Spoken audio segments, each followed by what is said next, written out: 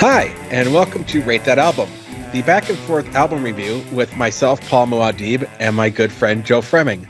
Joe, how you doing, buddy? Paul,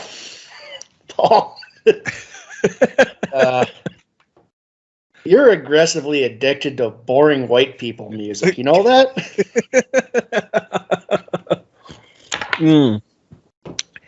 Yeah. I mean, this is do we need an intervention, buddy? I feel like we're a Wilco album away from full-blown white dude-itis. Hey, man, don't make me pick Jesus, etc. All right. Yeah, let's talk. Okay, first of all, this was an album that I knew of.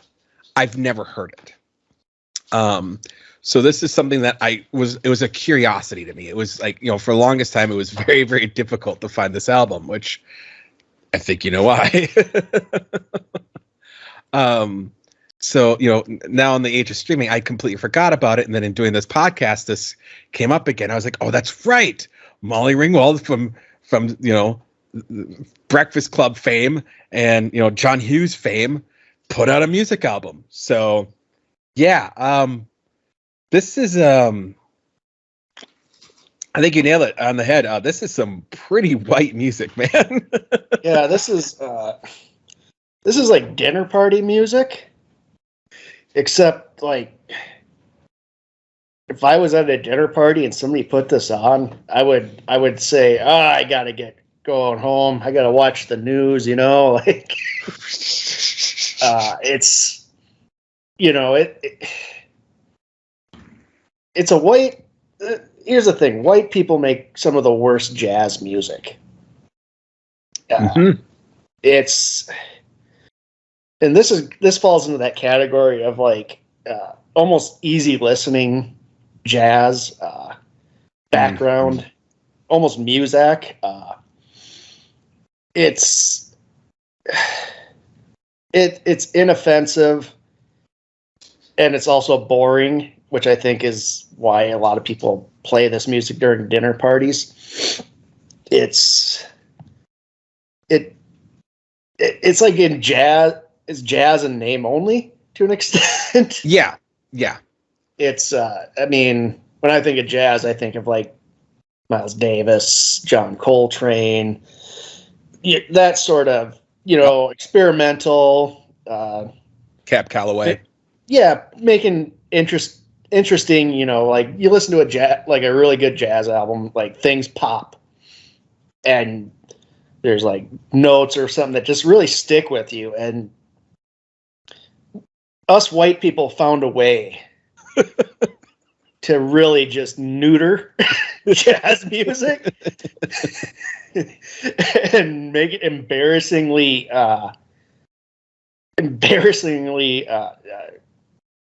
mayonnaise. Like it exists, and we all acknowledge it exists, but I don't enjoy it existing. If that makes sense. Yeah. When I was listening to this album, right away on the first track, I dated a girl many years ago, shortly after we graduated high school. And her parents, when I'd go over for dinner, would put on jazz music like this. It seems fans of this kind of jazz music seem almost exclusively to be suburban conservatives. Like, I feel like that's the niche of albums like this, because God forbid if you have a wild sax solo, you'd upset company time during dinner. Yeah, this is a way for, like, again, you nailed it, because that's exactly what her parents were, suburban conservatives, big time. And I think this was a way for them to be like, oh no, I am cultured. I do like jazz. Check this out. And it's like, oh, God damn it. Yeah, it's the same people that like call like Eric Clapton blues music. Like, no. Yes. No. He is not blues. He is a white guy making boring blues music. There's a difference. There is a there's white people who can do blues well. Don't get me wrong. I think the Rolling Stones and Jeff Beck and shit, Stevie Ray Vaughan and shit like. But then you have like somebody like Clapton, who in the late '90s just put out easy listening music under the guise of blues, and it just kind of falls in the same category as this. It's inoffensive, it's vanilla, it's painfully boring, it's painfully uninspired as well. Yes, and I think one of the big things that going that painfully uninspired is these are all covers. There is not one original song here that is on this album. These are all neutered covers. Yeah, it's basically almost a standards album. Yep. And it's done in a way that's nothing. This is one of the few albums we've reviewed where nothing stood out to me.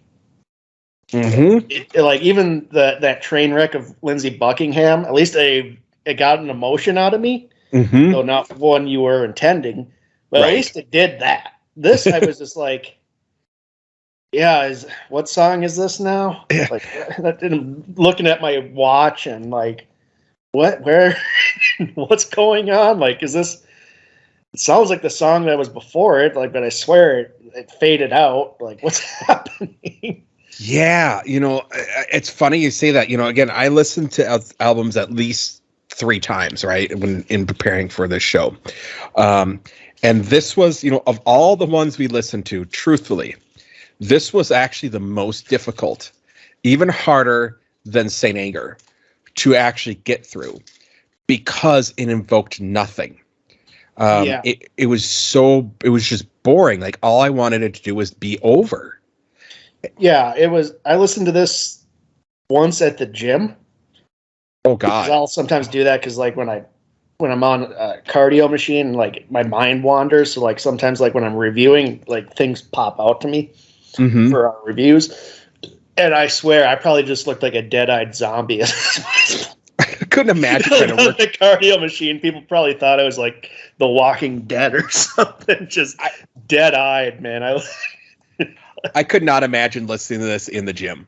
Like this is I probably looked like how Sid Barrett was like when he'd play on live TV and just stared into the void. Except he probably had more interesting things going on upstairs. I just blanked out.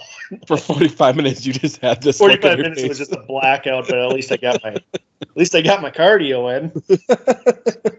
Yeah, you scared everyone else. Told me that. Yeah, let's talk a little bit about Molly Ringwald and her background and things like that. This is her debut album, and her dad was a jazz pianist, Bob Ringwald, and long before she became an actress, she was actually singing in her dad's jazz band when she was 3 years old and never stopped. It was just something until she, the beginning of her career, she always wanted to do an album, but she got into acting and never got around to it. And now, it's her time has come and gone in acting. There's not a lot of people clamoring for Molly Ringwald, and fortunately, unfortunately. I think the last time I saw her in a movie was her cameo in Not Another Teen Movie, and that was in 2001. Thank you, because that's exactly where my head went. I was thinking about that. I'm like, when's the last time I saw her? It was that cameo.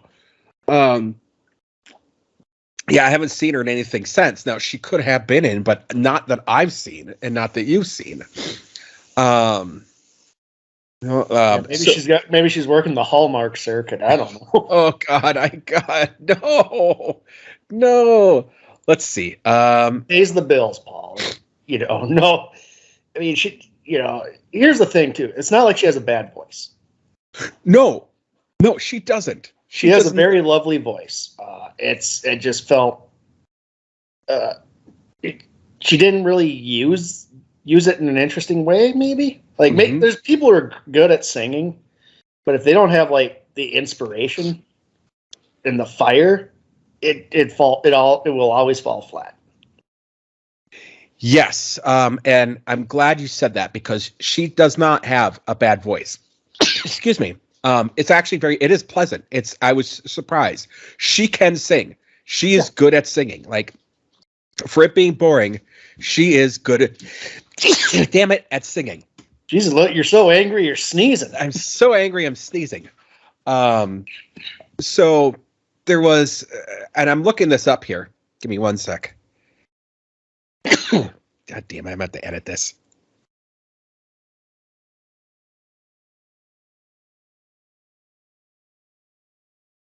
Okay. I'm looking at this from 2001, which was another teen movie, to 2008. Damn it. She stopped for 7 years. She wasn't in a movie. And then she played herself in three documentaries. She played herself. During that time frame, she was cameos in TV shows. Man, I'm just so pissed off I won't stop sneezing. You're allergic to Molly Ringwald's album. Apparently. She did do The Secret Life of a Teenager, American Teenager, from 2008 to 2013. But damn her. Yeah, allergies are just like Hollywood. They don't want to know about Molly. No. Well, and to be fair, now I've heard, I haven't watched it. She is in Riverdale. And I've heard good things about Riverdale. I just never seen it. I've heard good things too. Yeah. Featuring the actress played Shelley Johnson in Twin Peaks. Yep. Damn her. Damn Molly Ringwald. And my sneezing. You're allergic to her, man. God damn it. Fucking redhead. Good thing she didn't have a second album. You might die. Oh, she has more than one album, sir. Well, there's the only one that's streaming, so we'll just stick with that. Yeah, no, she has more than one album. I will tell you, I don't even think it has an IMDb, Wikipedia page. I don't even think it has a Wikipedia page. So didn't work out.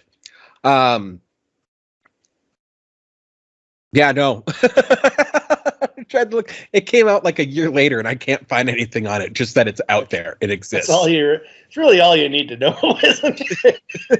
When Wikipedia refuses to acknowledge it, it technically doesn't even exist anymore. Oh God, just awful. So let's just let's go through the tracks. I mean, they're so. I mean, there's really even the cover, which is kind of like, I think probably was like the big selling point for a lot of people. That the track 10, Don't You Forget About Me, the iconic Simple Minds yes. song. Yep. From the iconic movie The Breakfast Club. Even that didn't stand out, which is it's frustrating. Unfortunate. Yeah. Because when I heard it was a jazz, it was gonna be. I was thinking experimental jazz, like it was gonna be interesting. It unfortunately was not.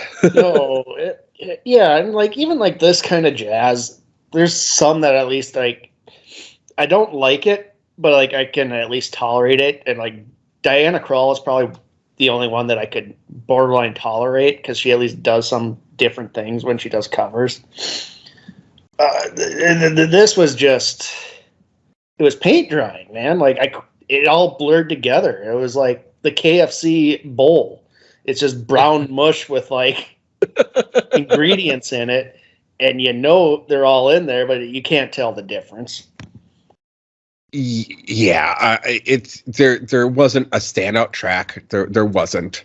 One of the things that in a review that was given, and it bothered me too. So I'm glad someone pointed this out.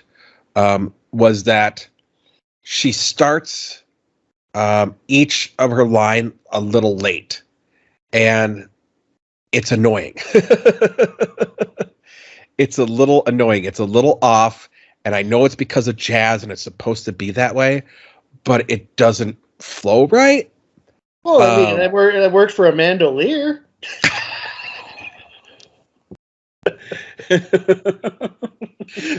We sat through her like not hitting any beats. Yeah, no, that's for a disco album. Disco concept album, sir. Yeah, this is just too soft, and this feels like something you hear like at a JC Penney in a mall while you're shopping during the holidays. It serves that purpose, and that's about it. There's really nothing that I for the life of me couldn't even picture a person going into a store and buying this. Like, no, and I worked in record stores, man. I've seen people buy like some real horse shit. But this would be like, I would ask them if they're having a stroke if they came up with this. There was like, not a lot of, like, you smell burning. Like, I don't think this sold very well. Really? I love your. Considering I haven't heard of it before last week, I'm kind of shocked by that. Yeah, it's, you know, I mean, no one really reviewed this album. I would have thought Rolling Stone at least would have, because it was Molly Ringwald putting on an album, but maybe they went, it's Molly Ringwald putting on an album, we're not going to do it. Yeah, well, and here's the thing. Okay, so I can see why maybe publications would be like, where it's just not worth reviewing. It's a vanity project that's not an interesting vanity project. Like, we reviewed that Shatner album last time, or time before. That wasn't very heavily reviewed, but it was reviewed because there was a quirkiness to it. Something stood out to it. I can imagine somebody at Rolling Stone like, what do you think? Should we review this? And they listen to it and it's like, there's nothing really to review. There's really, like, her voice is okay. She has a nice voice, but it really doesn't do anything. It doesn't go anywhere. It doesn't even evoke emotions. I can see, like, well, we're not going to have you write a 100-word review blurb in the magazine for that. Like, there's no point. Yeah, it's you know, it's a difficult album to review because it is somewhat unreviewable. There's nothing there in terms of a standout, in terms of it being interesting, anything being interesting. Again, we both said she has a nice voice. She does. She has. Actually, I was really pleasantly surprised because when you get a lot of these vanity projects by actors, and we'll get into some of the real shit. It's painful. It's painful, some of it. And so this was a very pleasant surprise with that. And it's so unfortunate that her voice was wasted on these really boring versions of these covers. And I think that's the other thing with it is, like, there wasn't a lot of variation between the songs that she picked to do. And the way that the covers were written was very boring, was very bare bones. Yeah, I mean, whoever was arranging that was just phoning it in. Mm-hmm. I couldn't imagine somebody actually taking pride in the arranging of the instrumentation. It felt like, I can knock this out in 20 minutes. Yep. I can come up with the variations for each of these songs and it'll work. It'll be serviceable, but, you know. And when it comes to jazz, the word serviceable is not really the goal of jazz music. No, not at all. Not at all. And, you know, every single song kind of fell into the same trope, which is why I think everything sounded the same. It's like, didn't I just listen to this? Because it was very much to the letter. It was the same emotion. Yep, it's the same emotion. She sings, and then there's a pause there where it's like a piano solo, and it's bare bones, bare jazz. I mean, it's not really jazz, but it's standards music parading as a jazz album. Yeah. Now, you brought up, one thing I will say that I think, much like I can't remember which album we reviewed now that you said it. I think it was it Winter Songs or which one it was, but it's a winter album. This is very much a winter album. Like, This is something that I picture white people in ugly sweaters sitting at dinner during the winter and playing in the background. Yeah. I mean, honestly, if you added some jingle bells into it and just sang Christmas songs over these arrangements, it would be a Christmas album. Yep. 100%. That's how, it's so flat. There's nothing, these arrangements, you could just throw any lyrics over them and say, well, that's a jazz rendition of Jingle Bells or okay, whatever. It's a hard album to review because it's painful in a sense in that it doesn't do anything. Like it's rare I come across an album that does that. Yes. Oh, completely agree. I mean, I think everything that we reviewed at some point, everything that we reviewed has invoked some kind of emotion out of us. And this one, interestingly enough, didn't get one from either of us. And that's saying something. I wasn't angry or whatever, or even mildly amused. Like with Shatner, I was mildly amused. This, I was just like stone-faced. I fucking looked like Patrick Bateman in American Psycho. just in the gym. Dead eyes. Wishing you're listening to Phil Collins, I bet. Yeah, Huey Lewis in the news. It's and again, it's such a shame because she does have a really good voice. I think under a more interesting producer, I think she could put out an interesting jazz album. She has the chops.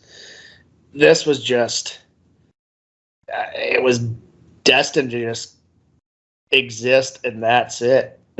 Yeah. Unfortunately, that's the case. And in 2013, it only appeared on 3 charts. Heat Seekers albums, it was peaked at 21.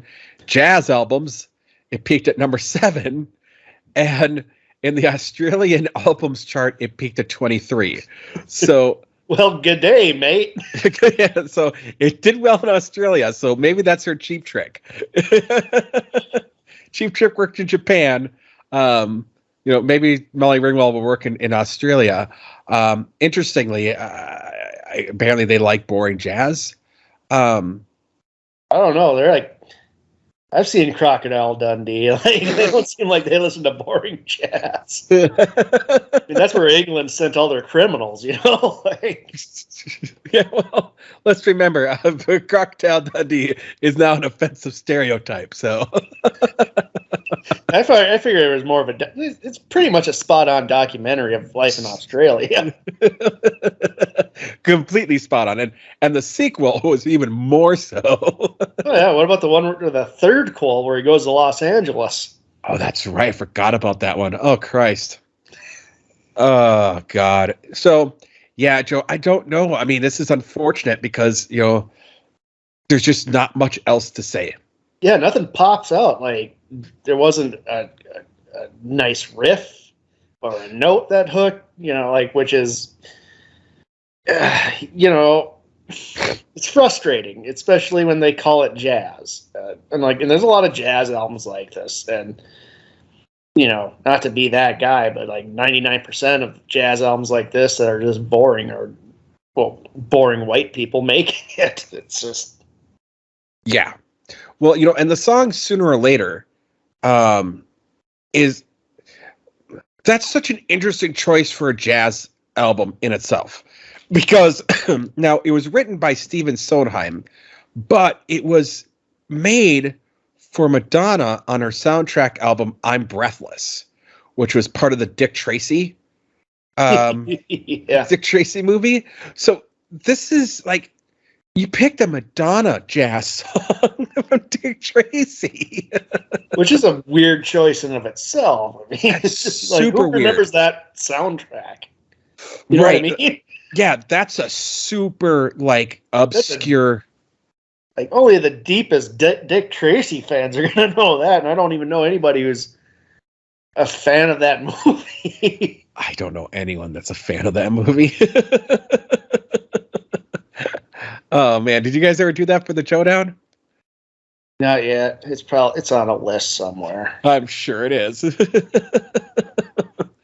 Yeah, so yeah, the choices, even like that one especially, to open up with a Madonna jazz song from Dick Tracy the movie is questionable.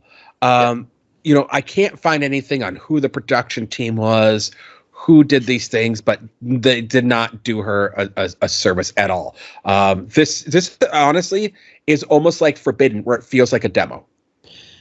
Yeah, well, it doesn't sound like a demo. I mean, it sounds produced. It's just bland, and even the producer's name is Peter Smith, which is like, that's not good either. Because if your producer sounds like a bland vanilla guy, you're not gonna. You did find his name. You found his name. All right. Yeah. Perfect. Yeah, Peter Smith. It sounds like a made-up name, like when South Park made from the Scientology.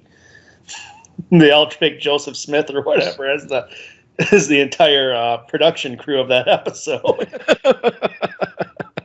So let's look at Peter Smith. Well, he doesn't have a link on the Wikipedia page, so good luck with that. Well, I found something on him. Peter Smith has done. Wow, there's not a lot there. Really? This comes from the BIMM Institute. Peter Smith has spent the last 30 years in the forefront of the music industry. Oh, has he? Working on with such big name artists like The Police, Sheryl Crow, Duran Duran, and Stevie Wonder. I can't imagine Molly Ringwald's name in that mix. Funny. I can't. I don't know if this is the same Pete Smith. Yeah, that Pete Smith sounds successful. This Pete Smith, I think it's a Alan Smythe situation. Maybe David Lynch produced this. Was like, nope, I'm out. Alan Smythe. I'm completely out. Yeah. So there is. I mean, I'm looking at here. There's a bunch of Pete Smiths. So I'm going to assume it's not the same one because I would think that guy would have an IMDb. This guy doesn't. So yeah, Molly, next time, get away from Concord Records and find a better producer. Yeah, that was. Woo. Yeah, that was a tough one. I think honestly, for us in the audience, I don't know about you, but this feels like the hardest one that we've had to review so far. Yeah, because there's nothing really to talk about. Like, again, nothing stands out, so we have to talk about her film career. But she's only, it fizzled out by the late '80s, so there's not a whole lot to talk about there. It was a tough one. Yeah, it was really tough. She has the audacity to do "Don't You Forget About Me," and somehow made it a forgettable version of that song, which the title urges us to not forget about it. Which is layer upon layer, man. That's Dune levels of layers.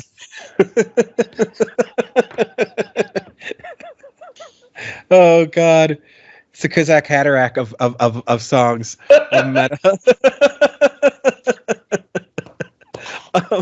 Yeah, yeah, absolutely. Thanks, Molly, for making this a hard one to do. I was really disappointed with that cover because I really thought of all things, at least that one would stand out and be interesting.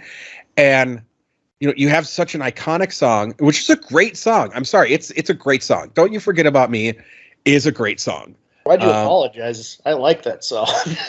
Yeah, well, I mean, it's considered a guilty pleasure days or whatever because it's so overdone and whatever. But there's a reason why it's still on the radio. There's a good reason for it. It's good. It's a good song. you gotta come with guns blazing, especially if you're doing a jazz version of it. Yeah, and it comes from the movie you were in. Again, it's an iconic John Hughes movie. Yep. Iconic song by Simple Minds. And you don't do it really, at least ham it up or something. Yeah, at least swing for the fences on that one. Like, I was expecting a swing for the fences on that one. And So I honestly, like, when I started playing this album, the first track got me so bored that I went down to that and was like, I have to hear this one first.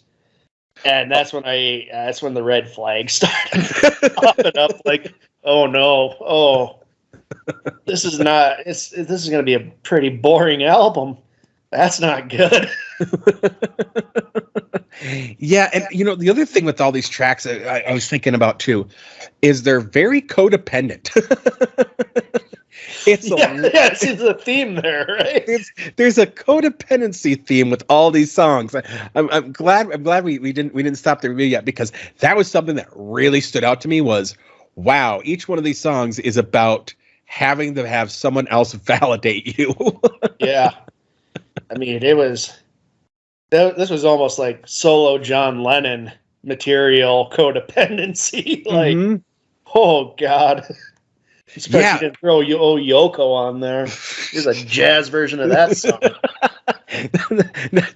Now, because you brought that up, there's a universe where that exists. God damn it!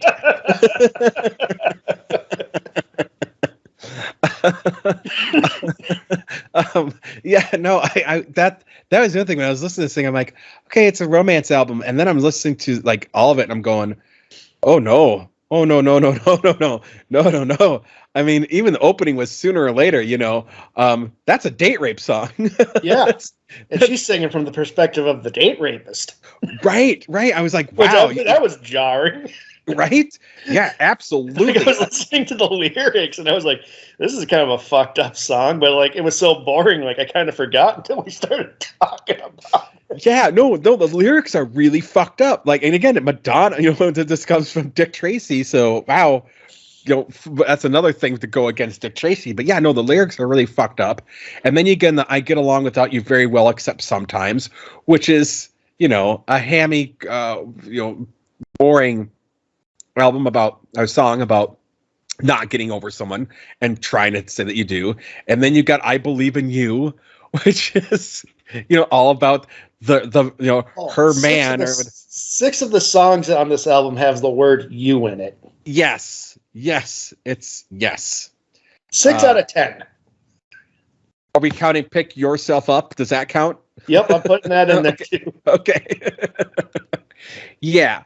It's all about the other, having to have that other person. And yeah, I forgot that was the theme. We started talking about it, because that, when I was listening to it, stood out to me. That is one thing that stood out to me. I was like, Molly Ringwald really is either, like, did she pick these songs because she is codependent on someone, or did she pick these songs because she is going through a breakup? Like, what's the story there? And I don't think we're ever going to know that story. So, boom. But there's definitely, like, if it wasn't intentional, it was unintentional. Like, you could tell, like, you don't pick this group of songs and like without having some shit going on in your life.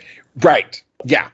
Some kind of unresolved issue, or with either someone that broke up with you, or having them, really, subconsciously, I think, this could definitely be a subconscious choice of being in a relationship that's codependent. Yeah. I mean, that's some sideline. That's some real fucking armchair quarterback in there. Yeah. Well, Freud thinks that. Yeah.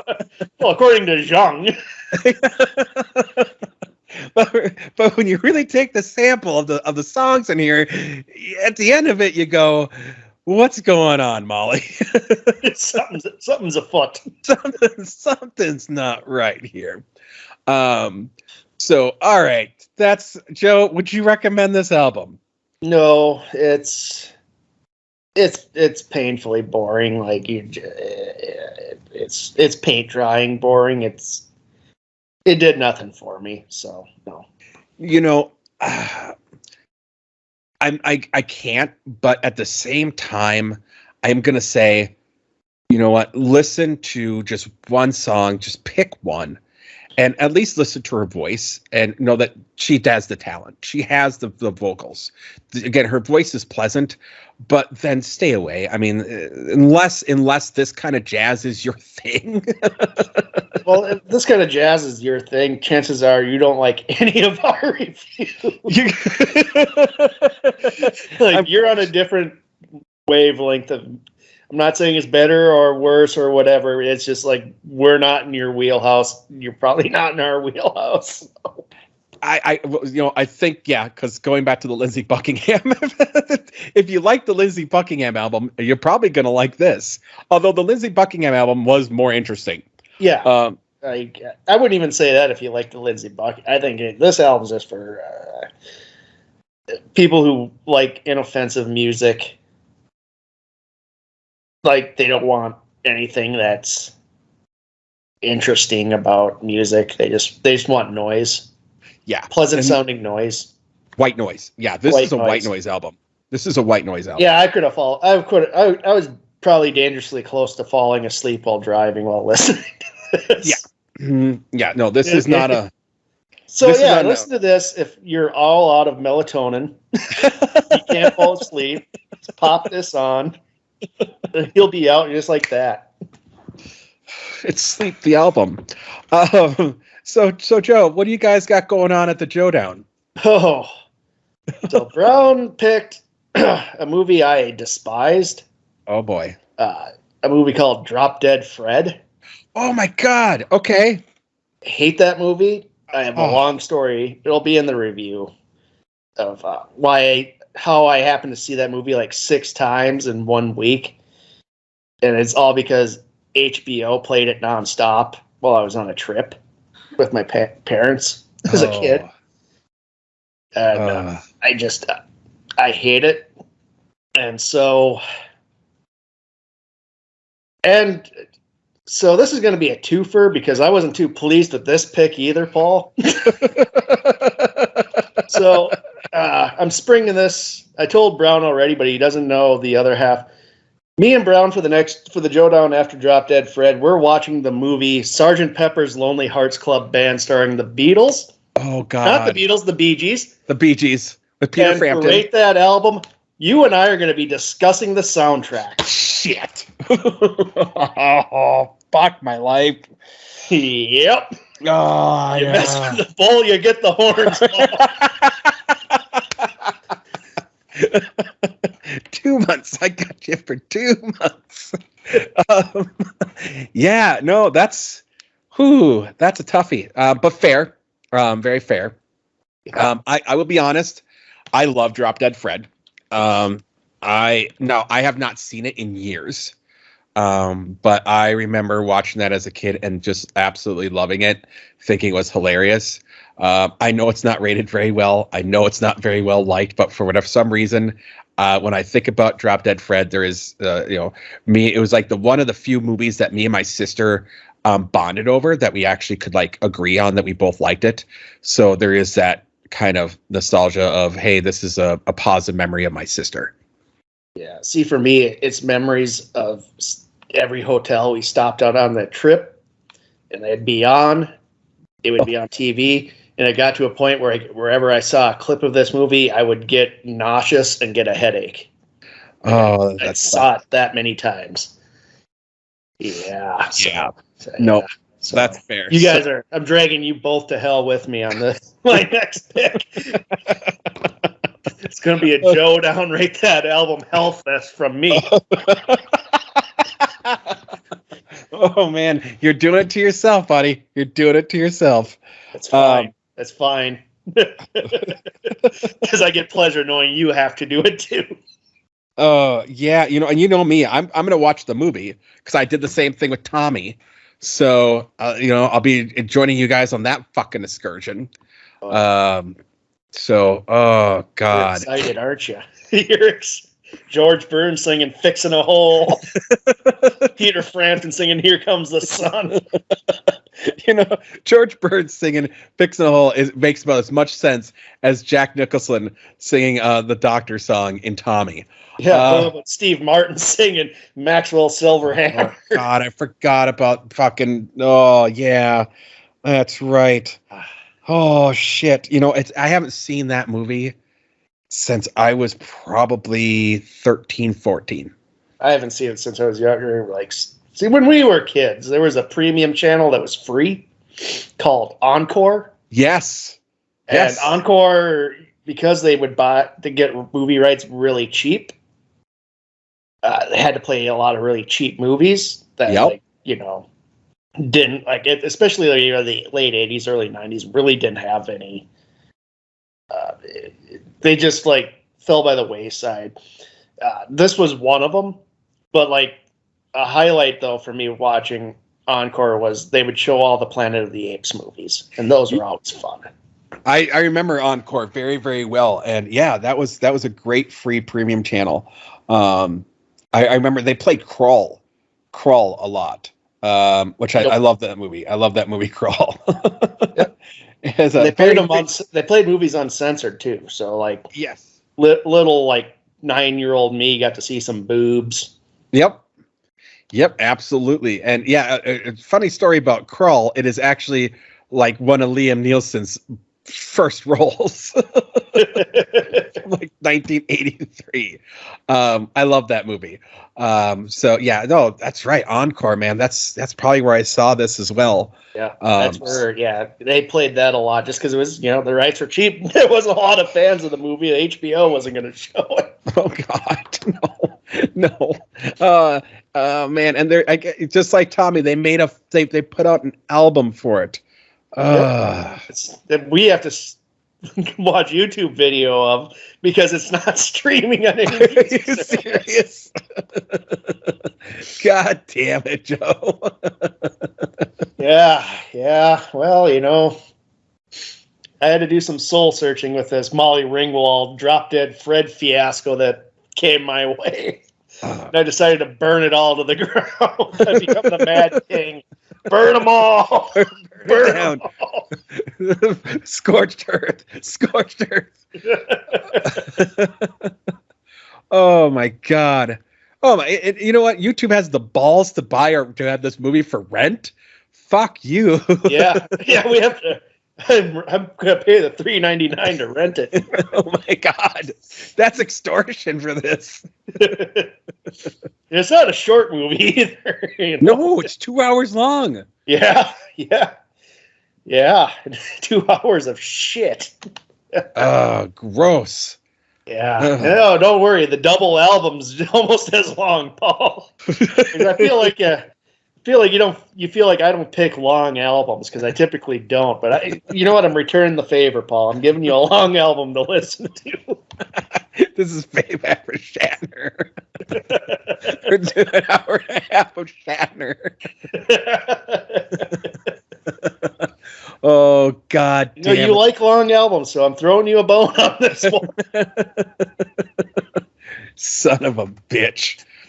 All right. Oh, yeah. That's a rough one.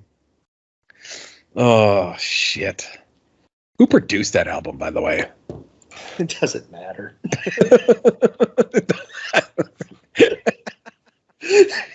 It doesn't. We already know we're not going to recommend it. Yeah, I mean, we could do a deep dive all we want. We're both going to be like, nope, stay away from it. Nope. Holy shit. God. You ready to see Aerosmith sing Come Together? Beat up Barry Gibb? Oh, God. Cover movie album. Oh, God damn it. They don't have Wikipedia.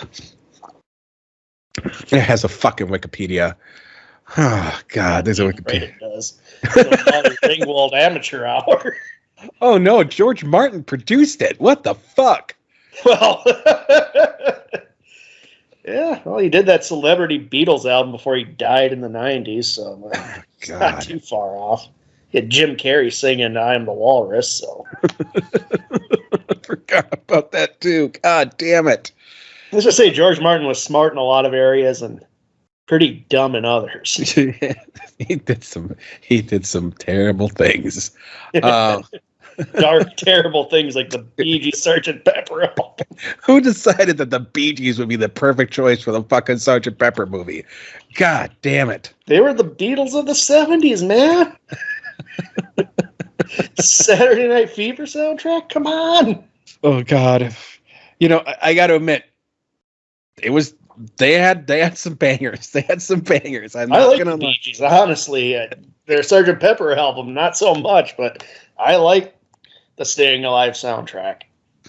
Yeah, no, it wasn't bad. I mean, it's catchy. It's good. Very much of its era, but like part of that's charming to me. Yeah, no, absolutely. It becomes so Bee Gees, ABBA, like all this like disco stuff. Like I like listening to some of that. It's cheesy, whatever, but fuck. No, at least it's not Molly Ringwald like phoning in a jazz album. We expected more, Molly. We expected more. The fellow ginger, I'm deeply upset with you, Molly. You kind of proven the case that gingers have no souls with this album. It is a soulless jazz album. It really is. Soulless jazz album, and of course, it'll be done by a goddamn ginger like me. Fuck you, Molly Ringwald. Oh shit! Oh my God! You're letting all the gingers down, Molly. We're supposed to be crazy, not soulless. Yeah, didn't you see that YouTube video of that fat kid saying gingers have souls? Gingers have souls. God, and someone made a auto-tune song of it. Oh my God, genius! South Park did a video where Cartman does it for word. Yes, that's right. You came a long way, Molly, and you set us all back. You set us back to the early days of YouTube. Thanks, Molly. Thanks, Molly. Oh, shit. All right. Joe, do you want to take us out? No.